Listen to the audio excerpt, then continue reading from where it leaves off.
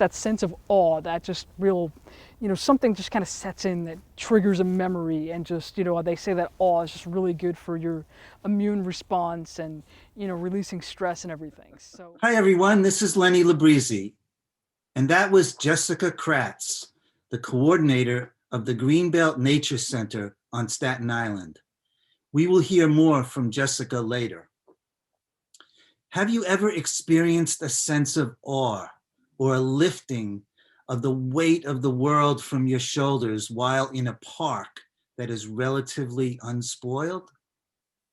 According to a recently released study by researchers from the University of Washington of Discovery Park, which is Seattle's largest park, large urban parks provide visitors with a much more rewarding experience than do smaller city parks.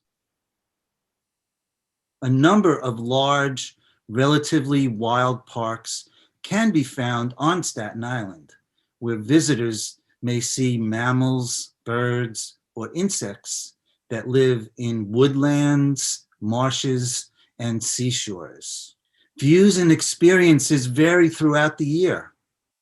The large parks can be enjoyed in any season.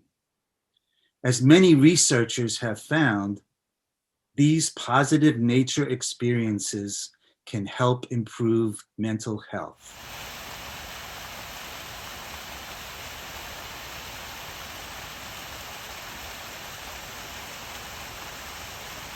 But in order to enjoy this beauty, stay on the trail.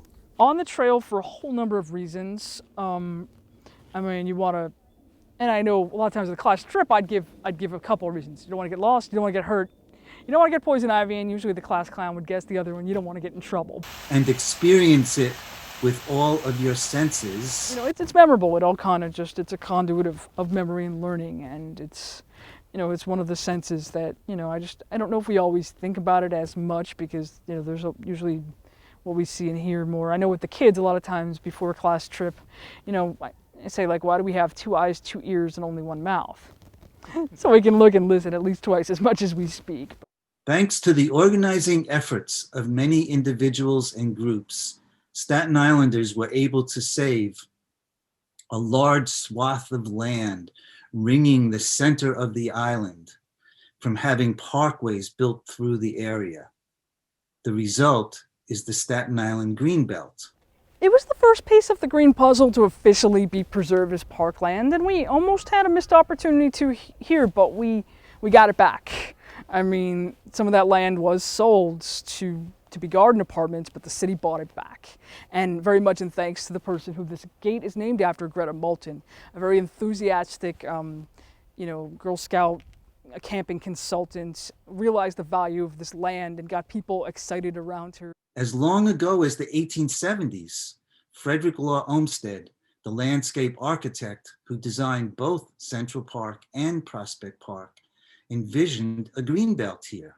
But the first person who kind of had the idea of getting the pieces of the puzzle together was Frederick Law Olmsted. On a visit to High Rock Park, the first piece of the greenbelt puzzle, we walked on trails that ring the small wetland called Loosestrife Swamp, passed by majestic trees, and brought us to the edge of 17-acre Auerbach Lake. Well, Lake Auerbach, the heart and lungs of the Greenbelt. All of this is cared for by the staff of the Greenbelt, but they can use help. I know we're moving in more towards in-person volunteer opportunities and stewardship opportunities again. Websites are a great place to start. New York City Parks, Staten Island Greenbelt, our website is sigreenbelt.org. Staying connected with various social media channels and the organizations and places that you're connected to. We definitely want the help in the Greenbelt, but if there's a place that's closer to you or more dear to your heart, that's totally understandable. Staten Island is the borough of parks, and there's a lot of green spaces and a lot of places and organizations that really need some love, particularly in these times. So, reach out to the organizations directly, check out our website, sigreenbelt.org, follow our social media, Instagram at sigreenbelt, Facebook, the Greenbelt Conservancy and Greenbelt Environmental Education, and we can connect you to different opportunities. While the Greenbelt land is not threatened by development, as is Discovery Park in Seattle, there are significant wild areas on Staten Island that are, including Graniteville Wetlands, where a developer is close to beginning construction of a big box store on wetlands that are not part of the Greenbelt, but are directly adjacent to the Greenbelt. The Graniteville Wetlands piece, there's a lot more to that one, and there's a lot of excitement around it, and in some ways they do have a little bit of an advantage of doing this around Earth Day as opposed to the December and January. Yeah.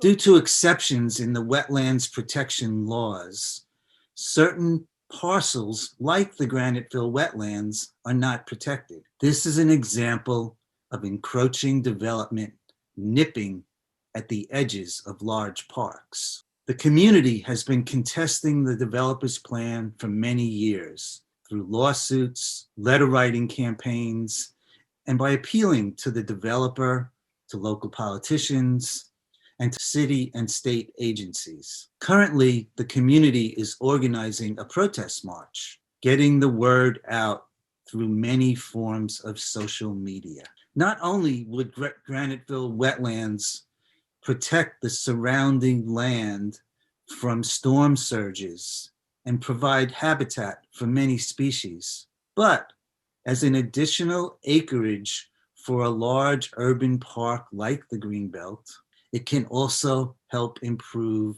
both the physical and mental health of visitors. Which view is more common? To learn more about the Greenbelt, visit the Greenbelt website at sigreenbelt.org. To help protect Graniteville wetlands, visit the Staten Island Coalition for Wetlands and Forests at sicwf.org.